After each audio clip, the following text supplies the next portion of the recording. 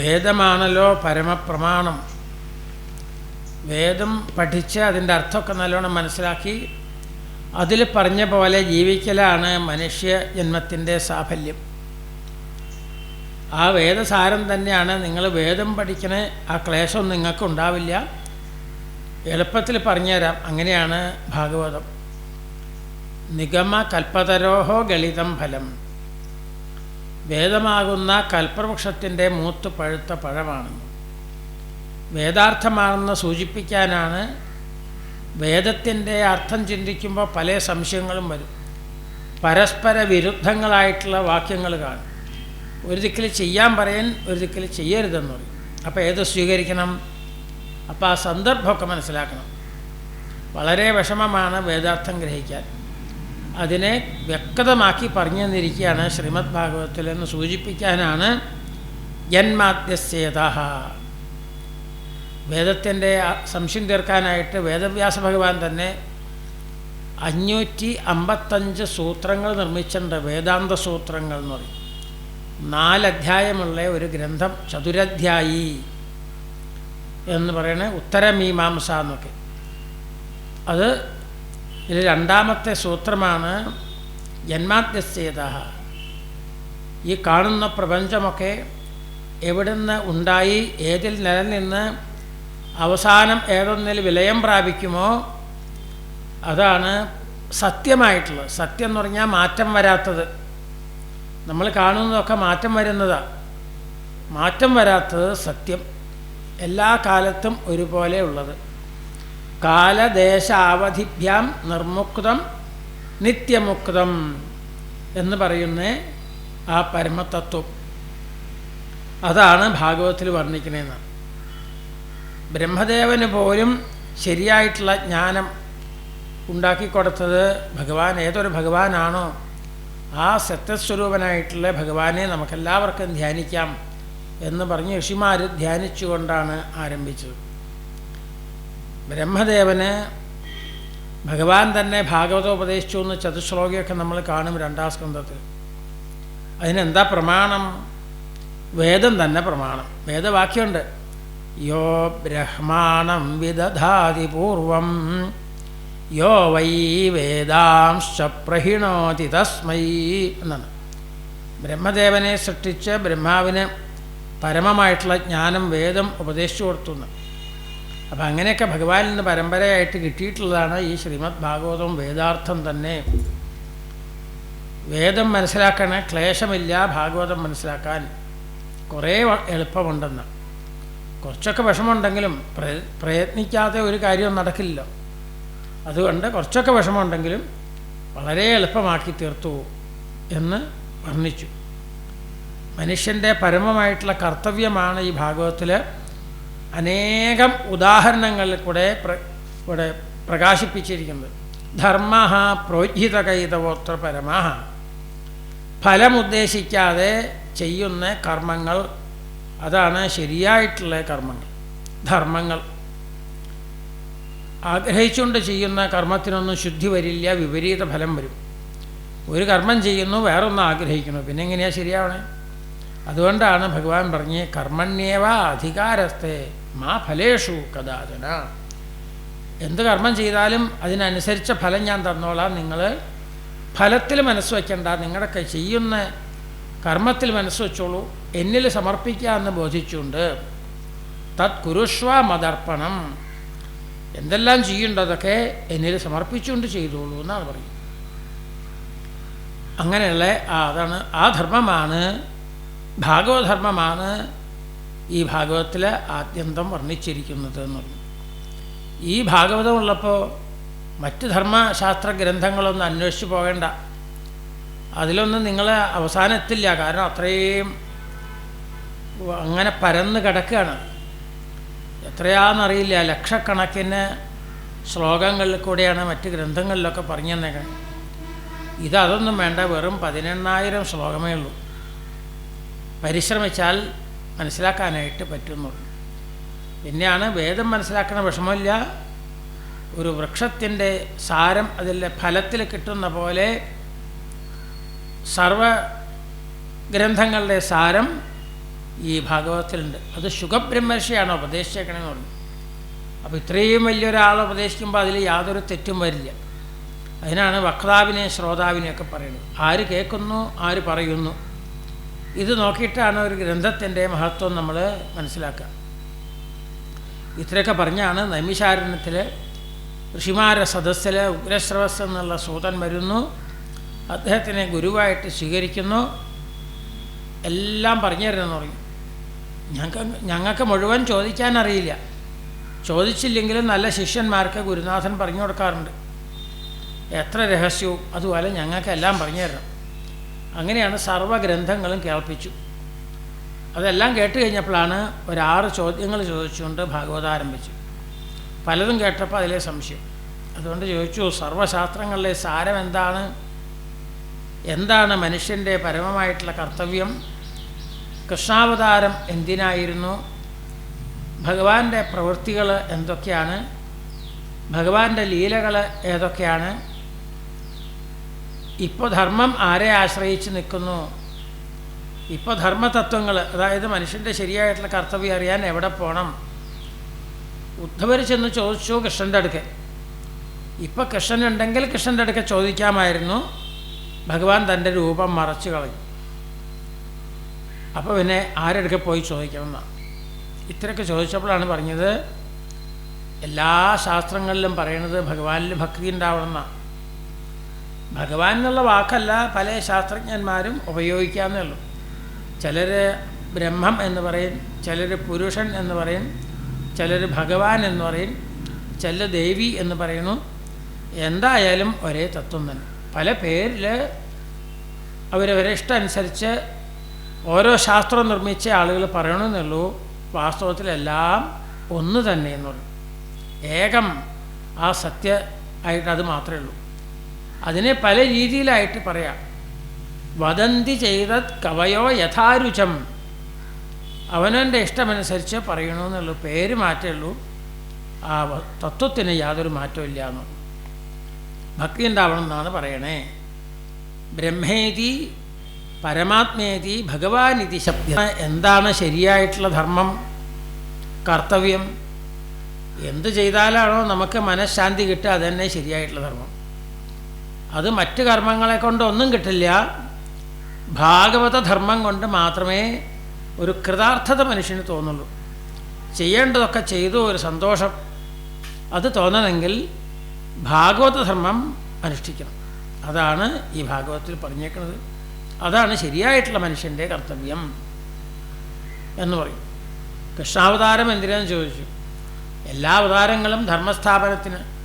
മനുഷ്യർ കർത്തവ്യം മറന്ന് ചെയ്യരുതാത്ത കാര്യങ്ങൾ ചെയ്ത് ജീവിച്ച് വിഷമം വരിക.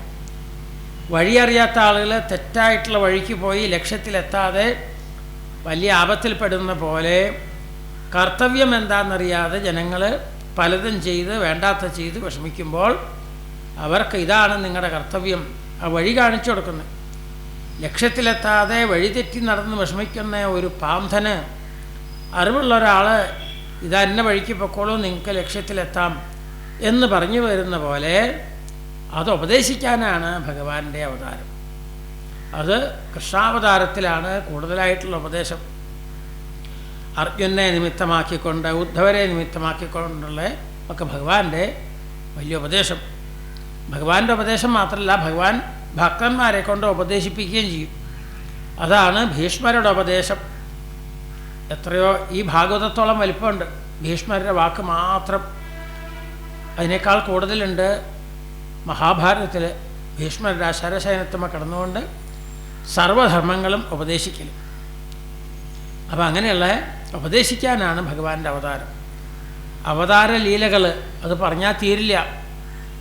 ഭൂമിയിലുള്ള മൺതരികൾ എണ്ണിത്തീർത്താലും, മഴ പെയ്യുമ്പോൾ വെള്ളത്തുള്ളികൾ എണ്ണിത്തീർത്താലും അവതാര ലീലകൾ വർണ്ണിച്ച് അവസാനിപ്പിക്കാൻ പറ്റില്ല.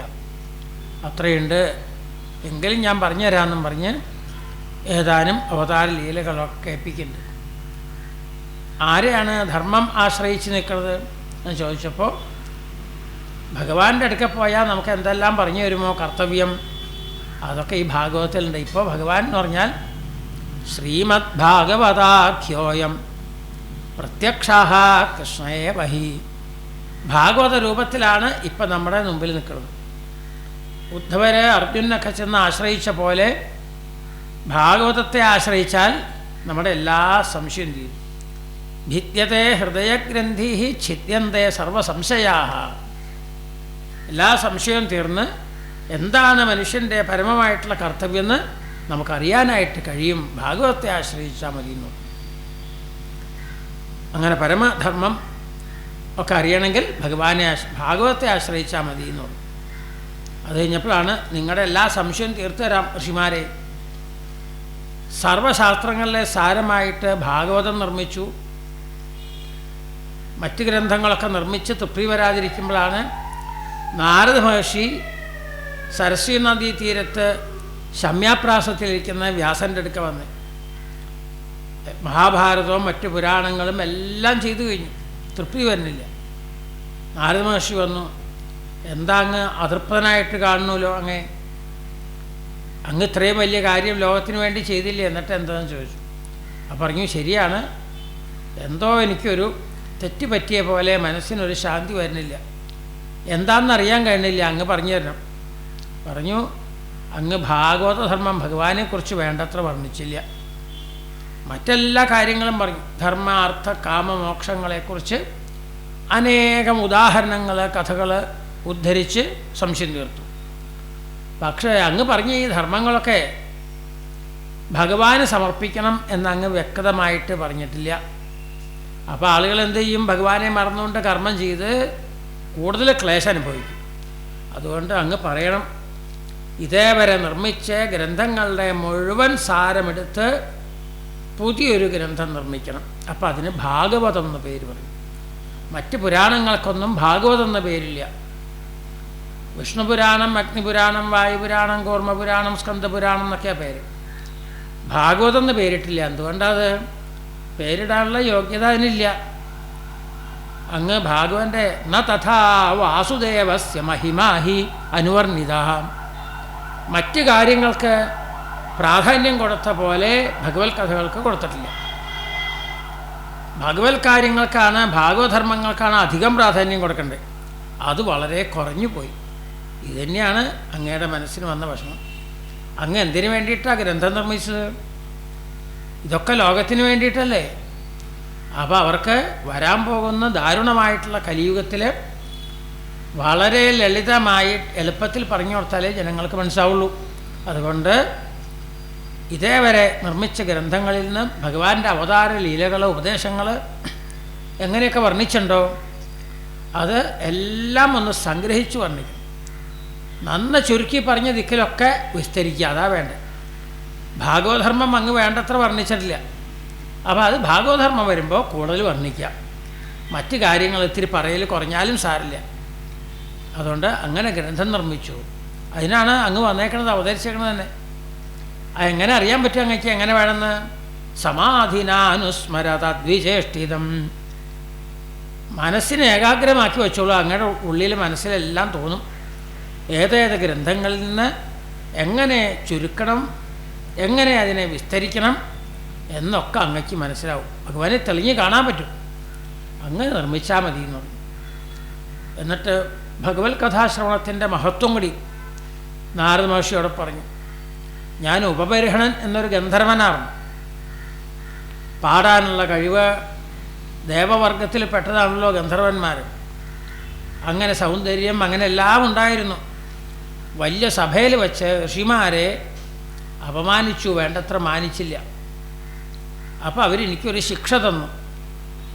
നീ ഭൂമിയിൽ പോയി ഒരു അനാഥ ബാലനായിട്ട് തീരട്ടെ എന്ന് പറയും. ഇതാണ് അങ്ങനെ ശിക്ഷ കിട്ടി. ഈ ഭൂമിയിൽ അനാഥ സ്ത്രീയുടെ ഏകപുത്രനായിട്ട് ജനിച്ചു. അമ്മ എന്നെ വളർത്തിക്കൊണ്ടുവരാനായിട്ട് വളരെ വിഷമിച്ചു. ഒരു വലിയ പ്രഭുവിൻ്റെ ഗൃഹത്തിൽ താമസിക്കുകയാണ്, ജോലി ചെയ്ത്. കിട്ടുന്ന ഭക്ഷണമൊക്കെ എനിക്കും തന്നും അങ്ങനെയൊക്കെ. അപ്പോഴാണ് ചാതുർമാസ്യ വ്രതം അനുഷ്ഠിക്കാനായിട്ട് ചില ഋഷിമാർ വന്നു ആ പ്രഭുവിൻ്റെ കുടുംബത്തിൽ. അപ്പോൾ അവരെ പരിചരിക്കാനായിട്ട് എന്നെ ഏൽപ്പിച്ചു. എനിക്കന്ന് 5 വയസ്സാണ്. ഇവരെ പരിചരിക്കാനൊന്നും അറിയില്ല. പക്ഷെ അവരെനിക്ക് പറ്റുന്ന കാര്യങ്ങളൊക്കെ പറഞ്ഞു തരും. അതൊക്കെ ചെയ്തുകൊണ്ടും അവരുടെ പൂജയും എല്ലാം കണ്ടുകൊണ്ടും ശ്രദ്ധയോടുകൂടി ഇരിക്കും. എൻ്റെ ആ ശ്രദ്ധ കണ്ടപ്പോൾ അവർ ഭഗവാന്റെ സുന്ദര രൂപം വർണ്ണിച്ചു തരാം, ഭഗവത് കഥകളൊക്കെ പറഞ്ഞു തരാം.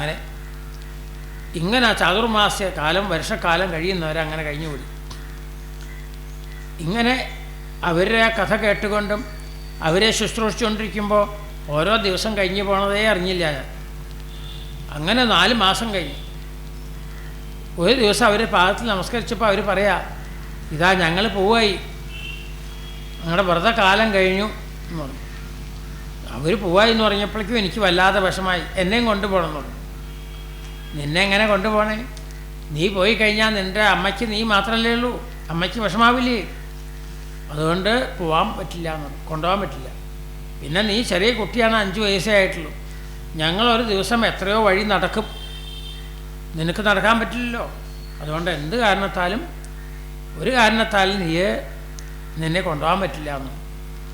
അപ്പോൾ അമ്മയെ വിട്ടു പോകാൻ വയ്യ, ഋഷിമാരെയും വിടാൻ വയ്യ. അവരുടെ ഭാഗത്തിൽ നമസ്കരിച്ചപ്പോൾ അവർ എൻ്റെ ശിരസ്സിൽ കൈകൾ വച്ച് അനുഗ്രഹിച്ച് എല്ലാ നന്മയും വരട്ടെ എന്നും പറഞ്ഞ് അനുഗ്രഹിച്ചു.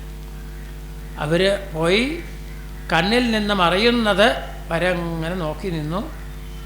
പിന്നെ അമ്മയെ സഹായിച്ചുകൊണ്ട് ജീവിക്കുന്നു.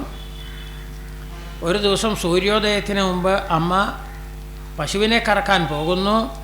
സർപ്പത്തിൻ്റെ കടിയേൽക്കണു, മരണം സംഭവിക്കുന്നു. ഞാൻ അനാഥനായി വല്ലാതെ കരഞ്ഞു.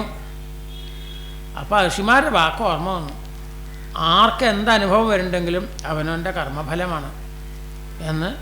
അതുകൊണ്ട് ദുഃഖിച്ചിട്ട് കാര്യമില്ല. ആ ദുഃഖം വരുമ്പോൾ പാപമൊക്കെ തീരും, എല്ലാ സുഖം കിട്ടുന്നു എന്നൊക്കെ പറയുന്നുണ്ട്. ഓരോരുത്തരും കർമ്മഫലം അനുഭവിക്കുകയാണ്. അപ്പോൾ അമ്മയുടെ കർമ്മഫലം ഒടുങ്ങിയതാവും, എല്ലാ വിഷമങ്ങളും ഒടുങ്ങി ഭഗവാൻ അനുഗ്രഹിച്ചതാവുമെന്ന് വിചാരിച്ച് ഞാനൊന്ന് സമാധാനിച്ച് വീണ്ടും ഋഷിമാരെ കാണാനായിട്ട് ഇറങ്ങി പുറപ്പെട്ട് ഗ്രാമങ്ങളും നഗരങ്ങളും തോടുകളും നദികളെല്ലാം കടന്ന് വലിയ കാട്ടിനടുക്കെത്തി. വിശപ്പ്, ദാഹം, ദുഷ്ടമൃഗങ്ങളുടെയൊക്കെ ഭയങ്കര ശബ്ദം. ഒരു ജലാശയത്തിലിറങ്ങി വെള്ളം മുക്കി കുടിച്ച് ചില പഴങ്ങളൊക്കെ തിന്ന് ഒരു വൃക്ഷത്തിൻ്റെ താഴെ ഇരിക്കുമ്പോൾ ഭഗവാന്റെ സുന്ദരമായ രൂപം കാണാനായിട്ട് കഴിഞ്ഞു. നല്ലോണം തെളിഞ്ഞ് കാണാൻ കഴിഞ്ഞു. പെട്ടെന്ന് ആ രൂപം കാണാതായി. വല്ലാതെ ഞാൻ കരഞ്ഞപ്പോൾ ഒരശരീരി, ഈ ജന്മത്തിൽ നിനക്ക് എന്നെ ഇത്ര നേരം കാണാനുള്ള ഭാഗ്യമുള്ളൂ. പക്ഷെ എൻ്റെ രൂപം ഒരിക്കൽ കണ്ടു കഴിഞ്ഞാൽ അത് മനസ്സിൽ നിന്ന് മാഞ്ഞുപോവില്ല. ആ ധ്യാനത്തോടു കൂടി ഈ ശരീരം ഉപേക്ഷിക്കും. എന്നെ സ്മരിച്ചുകൊണ്ട് ശരീരം ഉപേക്ഷിച്ചാൽ എൻ്റെ ഭക്തനായിട്ട് തീരാൻ പറ്റും. ഇതാണ് ശരീരം. പിന്നെ ഞാൻ അങ്ങനെ കുറേ കാലം കഴിഞ്ഞുകൂടി. നാമാന്യനന്ദസ്യ ഹതത്രവ പഠൻ ഊഹ്യാനി ഭദ്രാണി കൃതാനി ച സ്മരൻ. ഭഗവത് നാമങ്ങൾ ജപിച്ചുകൊണ്ടും മഹാത്മാക്കളുടെ പാദങ്ങളിൽ നമസ്കരിച്ചുകൊണ്ടും തീർത്ഥങ്ങളായ തീർത്ഥങ്ങളിലൊക്കെ സ്നാനം ചെയ്തുകൊണ്ടും സഞ്ചരിച്ച് പിന്നീട് ഈ ശരീരം വിട്ടുപോയി. പിന്നെ സൃഷ്ടി ആരംഭം, പിന്നത്തെ കൽപ്പം വന്നു, സൃഷ്ടി ആരംഭം. ആ സമയത്ത് ബ്രഹ്മദേവൻ ഉണ്ടായി. ബ്രഹ്മദേവൻ പലരെ സൃഷ്ടിക്കുന്ന കൂട്ടത്തിൽ എന്നെ സൃഷ്ടിച്ചു. ബ്രഹ്മപുത്രനായിട്ട് ജനിക്കാൻ കഴിയും. ഇപ്പം എനിക്ക് എവിടെ വേണമെങ്കിലും സഞ്ചരിക്കാം, ഏത് രൂപത്തിൽ വേണമെങ്കിലും ഭഗവാനെ കാണാൻ കഴിയും. എന്തുകൊണ്ടാത്? ഇത്രയും അധപ്പതിച്ച് അനാഥനായിട്ടുള്ള എനിക്ക് എങ്ങനെ ഉയരാൻ കഴിഞ്ഞു? ഏതാനും ദിവസങ്ങൾ ഭഗവത് കഥകൾ കേട്ടു ഋഷിമാരുടെ മുഖത്തുനിന്ന്. അപ്പോൾ ഭഗവത് കഥകൾക്ക് എത്ര ശക്തിയുണ്ട്! എത്ര അധപ്പതിച്ച ആളെയും ഉയർത്താനുള്ള കഴിവ് ഭഗവത് കഥകൾക്കുണ്ട്. അതുകൊണ്ട് അങ്ങ് ഭഗവത് കഥകൾ മാത്രം പാടുന്ന ഒരു ഗ്രന്ഥം ഒരു 7 ദിവസം കൊണ്ട് പാരായണം ചെയ്യാൻ പറ്റുന്ന രീതിയിലുള്ള ഗ്രന്ഥം. അത് 12 സ്കന്ധങ്ങൾ വേണം, 335 അധ്യായങ്ങൾ വേണം, 18,000 ശ്ലോകങ്ങൾ വേണം. ആ രീതിയിൽ അങ്ങ് വേണ്ട പോലെ ഭഗവാൻ തോന്നിക്കുന്ന രീതിയിൽ നിർമ്മിച്ചോളാൻ പറഞ്ഞ് ഭഗവത് കഥാശ്രവണത്തിൻ്റെ മഹത്വം കേൾപ്പിച്ച് നാരദ മഹർഷി പോയി. സരസ്വതി നദിയിലിറങ്ങി ദേഹശുദ്ധിയൊക്കെ വരുത്തി മനസ്സ് ഏകാഗ്രമാക്കി വച്ചപ്പോഴാണ് ഭഗവത് തത്വവും ഭഗവാനെ ആശ്രയിച്ച് നിൽക്കുന്ന മായയൊക്കെ കാണാൻ കഴിയും. അങ്ങനെ ഭഗവാനെ സ്മരിച്ചുകൊണ്ടാണ് ഈ ഭക്തി ശാസ്ത്രഗ്രന്ഥം ഭാഗവതം നിർമ്മിച്ചത്. ഇത് കേൾക്കുന്നവരുടെ എല്ലാ തരത്തിലുള്ള ദുരിതവും തീർന്ന് ശരിയായിട്ടുള്ള ആത്മജ്ഞാനം ഈ ഭാഗവത ശ്രവണം കൊണ്ടുണ്ടാകുന്നുണ്ട്. ഇത്രയും ആ സൂതൻ പറഞ്ഞതിന് ശേഷം അവസാനം പറയാണ്, വ്യാസഭഗവാൻ നിർമ്മിച്ച് നിങ്ങളുടെ എല്ലാ സംശയവും തീർത്തുതരാം. വ്യാസഭഗവാൻ അവസാനം നിർമ്മിച്ച ഈ ഗ്രന്ഥം എന്നെയല്ല പഠിപ്പിച്ച് അദ്ദേഹത്തിൻ്റെ പുത്രനായിട്ടുള്ള ശുഗനെ ഉപദേശിച്ചു. വ്യാസഭഗവാൻ ശുഗനെ ഉപദേശിച്ചു. ആ ശുഗബ്രഹ്മർഷി പരിപാവനമായ ഗംഗാതീരത്ത് ഇരുന്നു കൊണ്ട് വളരെ ശ്രദ്ധിച്ച് കേട്ടുകൊണ്ടിരുന്ന പരീക്ഷത്തിനും മറ്റു മഹർഷിമാർക്കും ഈ വിശിഷ്ട ഗ്രന്ഥം ഉപദേശിക്കേണ്ടായി.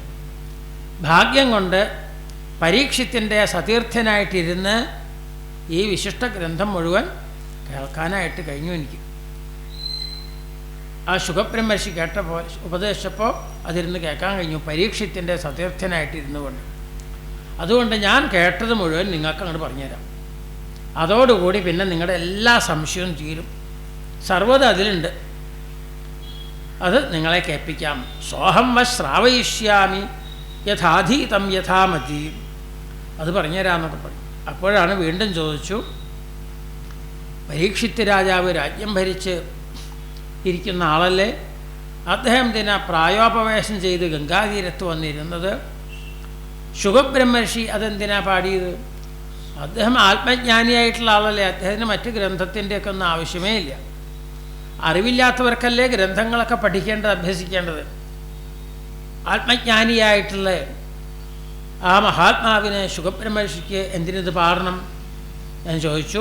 ഏതായാലും അതൊക്കെ പറഞ്ഞുതരാം എന്നൊക്കെ ചോദിച്ചപ്പോഴാണ് ആ കഥകളൊക്കെ വർണ്ണിക്കാനായിട്ടാണ് പിന്നീട് ആരംഭിച്ചത്.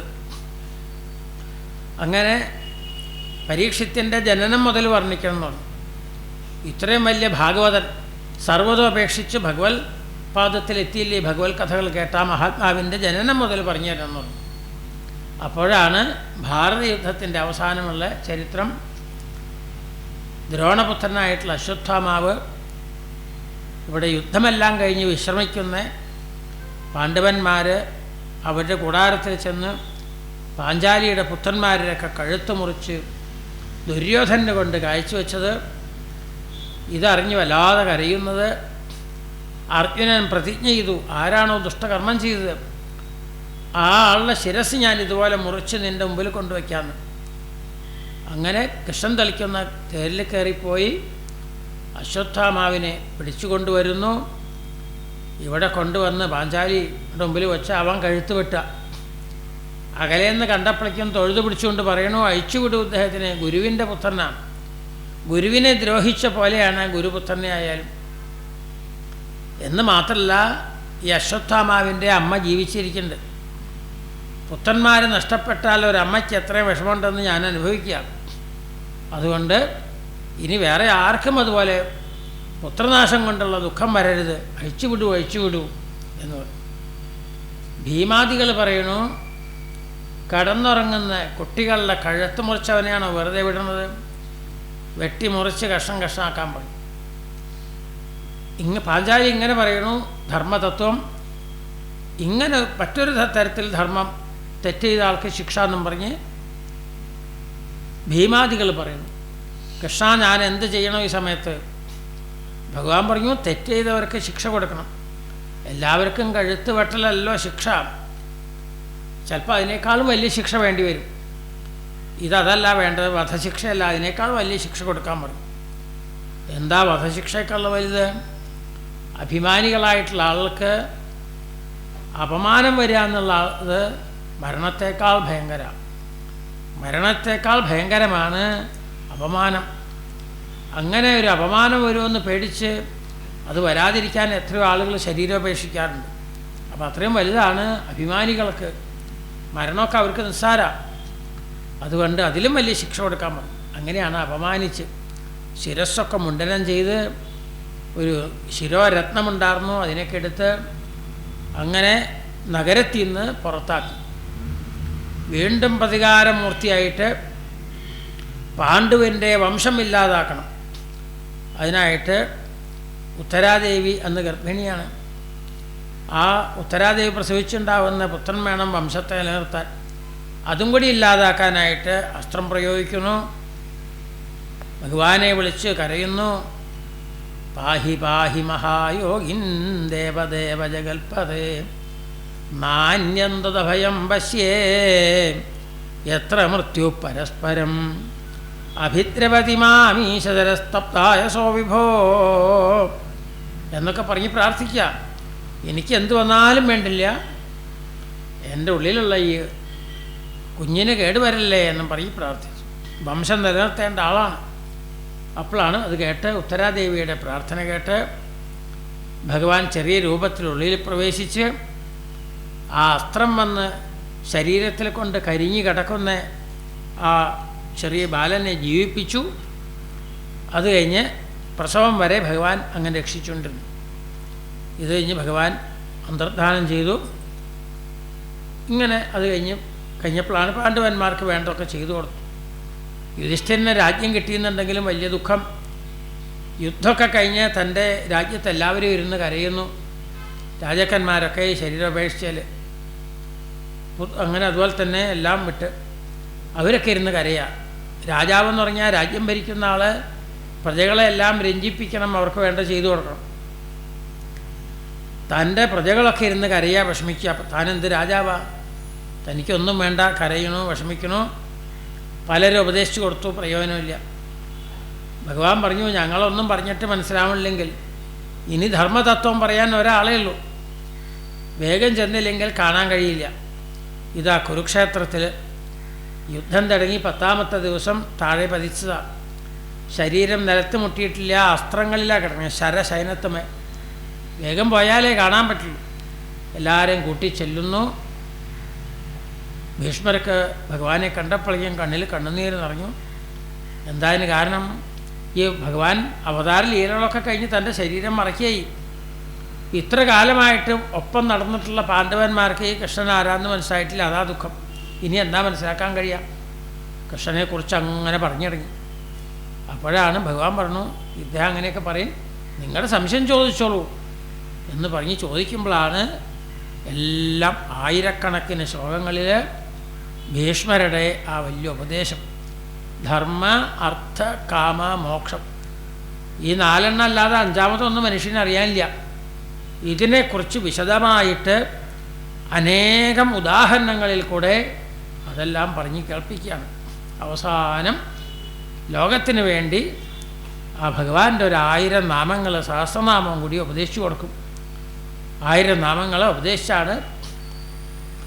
കുറേ കഴിയുമ്പോൾ സ്തുതിക്കുന്നു. ഭഗവാനെ അവിടുന്ന് അനുഗ്രഹിക്കാൻ, ദർശനം തരാനല്ലേ മുമ്പിൽ വന്നത്, പാണ്ഡവന്മാരെ കൊണ്ടുവരാമെന്നുള്ള വ്യാജേന ദർശനം തരലല്ലേ ഭഗവാനെ എന്നൊക്കെ പറഞ്ഞുകൊണ്ടും എൻ്റെ മനസ്സ് ഭഗവാനിൽ ഉറച്ചിരിക്കട്ടെ എന്ന് പറഞ്ഞു. ഭഗവാന്റെ സുന്ദരമായ രൂപം അനുസ്മരിക്കുകയാണ്. യുദ്ധഭൂമിയിലാണ് ഭഗവാന്റെ ആ സൗന്ദര്യം കൂടുതലായിട്ട് കണ്ടതെന്നാണ്. യുദ്ധഭൂമിയിലെ സൗന്ദര്യത്തിന് എന്ത് പ്രസക്തി എന്നാണെങ്കിൽ സാധാരണ യുദ്ധഭൂമിയിലില്ല, ഭാരത യുദ്ധത്തിലുണ്ട്. കാരണം അവിടെ വന്നു ചേർന്ന ആളുകൾ മുഴുവൻ എന്തിനു വേണ്ടിയിട്ടാണ് വന്നേക്കണേ? പാർത്ഥസാരഥിയെ കാണാൻ വന്ന ആൾക്കാരാണ്. വലിയ സത്സംഗത്തിൽ വെച്ച് ഭഗവാൻ വേണ്ട ഉപദേശം കൊടുത്ത് അവർ മനസ്സോട് കൂടിയിട്ടാണ് അവർ തിരിച്ചു പോയത്. ഇനി എന്നാ കൃഷ്ണനെ കാണാമെന്ന് ചിന്തിച്ചു. അപ്പോഴാണിതാ യുദ്ധം വരുന്നു.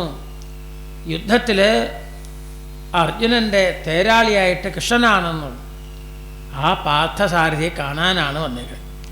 ഭഗവാനും പറഞ്ഞു, അർജുനൻ്റെ തേര് തെളിക്കാമെന്നല്ലാതെ മറ്റൊന്നും ഞാൻ ചെയ്യില്ല, യുദ്ധം ചെയ്യില്ല. അത് പറഞ്ഞതിൻ്റെ സാരം എന്താ? ഇത്രയും ആയിരക്കണക്കിന് രാജാക്കന്മാർ വന്നപ്പോൾ അവർക്ക് ദർശനം കൊടുക്കണമെങ്കിൽ സാധാരണ ഒരു യോദ്ധാവായിട്ട് നിന്നാൽ പറ്റില്ല. അതിന് വേണ്ടിയിട്ടാണ് ആ ഉയർന്ന തേർത്തട്ടിൽ നിന്നുകൊണ്ട് ദർശനം കൊടുക്കാനാണ് ഭഗവാൻ അർജുനൻ്റെ തേര് തെളിക്കാൻ തുടങ്ങി. ഇതൊക്കെ ഭീഷ്മരുടെ സ്തുതിയിൽ നിന്നാണ് ജനങ്ങൾ മനസ്സാക്കിയത്. ഇതിനൊക്കെയാണ് കൃഷ്ണൻ ഇങ്ങനെയൊക്കെ ചെയ്തതെന്ന്. കൃഷ്ണൻ ചിലതൊക്കെ അധർമ്മം ചെയ്തു എന്നൊക്കെ പറഞ്ഞു. ആയുധമെടുക്കില്ല എന്ന് പറഞ്ഞിട്ട് ആയുധമെടുത്തില്ലേ കൃഷ്ണൻ? ധർമ്മം തെറ്റി നടന്നില്ലേ? കൃഷ്ണനെ ഒന്നും നമുക്ക് അംഗീകരിക്കാൻ പറ്റില്ല എന്നൊക്കെ പറഞ്ഞിരുന്നു. പക്ഷേ ഭീഷ്മരുടെ സ്തുതി കേട്ടപ്പോഴേക്കും അഭിപ്രായമൊക്കെ മാറി. സ്വനിഗമമപഹായ മൽപ്രതിജ്ഞാമൃതം അധികർത്തുമവപ്ലുതോ രഥസ്ഥ ധൃതരഥചരണോഭ്യയാചലദ്ഗുഃ ഹരിരിവ ഹന്തുമിഭം ഗതോത്തരീയാഃ. ഭീഷ്മർ പറയാണ്, സ്വന്തം പ്രതിജ്ഞ തെറ്റിയാലും വേണ്ടില്ല, ഭക്തനൊന്ന് പറഞ്ഞിട്ടുണ്ടെങ്കിൽ സാധിപ്പിച്ചു കൊടുക്കണമെന്ന് വിചാരിച്ചല്ലേ ഭഗവാനെ അവിടുന്ന് ആയുധമെടുത്തതെന്ന്. ഭീഷ്മരുടെ അതിഭയങ്കരമായിട്ടുള്ള ആ യുദ്ധം അർജുനാകെ വിഷമിച്ചു. അർജുനെ രക്ഷിക്കുക എന്നുള്ള രീതിയിലാണ് പെട്ടെന്ന് ആ ചക്രായുധമെടുത്ത് ഒരു മത്തഗജത്തിൻ്റെ നേരേക്ക് എങ്ങനെ ഒരു സിംഹം കുതിച്ച് ചാടുന്നുവോ അതുപോലെ അങ്ങനെ അങ്ങോട്ട് വന്നു കഴിഞ്ഞപ്പോഴേക്കും ഭീഷ്മർ ആയുധമെല്ലാം താഴെ വച്ച് കൃഷ്ണ ചക്രപാണയെന്നും പറഞ്ഞ് നമസ്കരിക്കാണ്ടായി. ഇത് കേട്ടപ്പോഴാണ് അവിടെ കൂടിയ ആൾ ചിന്തിക്കുക, ഇതാണോ കൃഷ്ണൻ ചെയ്തത്? ഭക്തൻ്റെ വലിയൊരാഗ്രഹം സാധിപ്പിക്കലാണ്.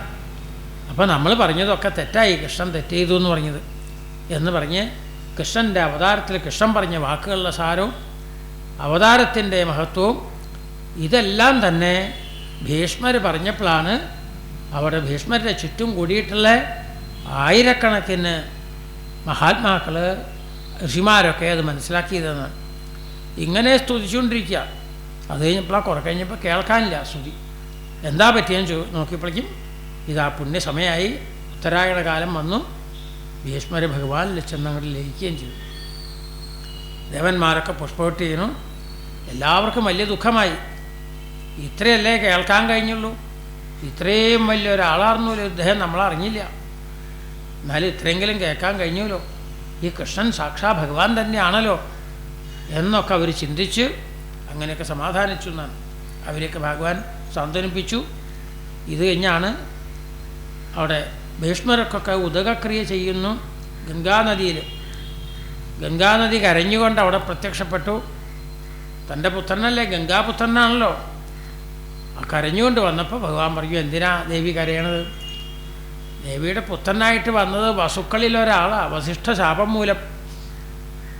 അങ്ങനെ ശാപം മോചനം കിട്ടി പോവല്ലേ ഉണ്ടായത്, അതൊക്കെ ഓർമ്മയില്ലേ ആ ചരിത്രമൊക്കെ എന്നൊക്കെ പറഞ്ഞ് കേൾപ്പിച്ച്, അതുകൊണ്ട് ദുഃഖിക്കേണ്ട, പരമപദത്തിലെത്തി ശാപമോക്ഷം കിട്ടിപ്പോയതാണ്. വസുക്കളിലെ ദ്യോവ് എന്നുള്ള വസുവാണ് ദേവിയുടെ പുത്രനായിട്ട് വന്നത്, അതൊക്കെ ഓർമ്മയില്ലേ എന്നൊക്കെ ചോദിച്ച് അങ്ങനെയൊക്കെ സാന്ത്വനിപ്പിച്ചു എന്നാണ്. ഇത് കഴിഞ്ഞ ശേഷമാണ് പരീക്ഷിത്തിൻ്റെ ജനനം മുതലെല്ലാം പറയണമെന്ന് പറഞ്ഞല്ലോ, അതൊക്കെ വർണ്ണിക്കാനായിട്ട് ആരംഭിക്കുക. ആ ഭാഗങ്ങളാണ് വർണ്ണിക്കുന്നത്. അതൊക്കെ ഒരു 40 മിനിറ്റ് കഴിഞ്ഞ് ആരംഭിക്കാം.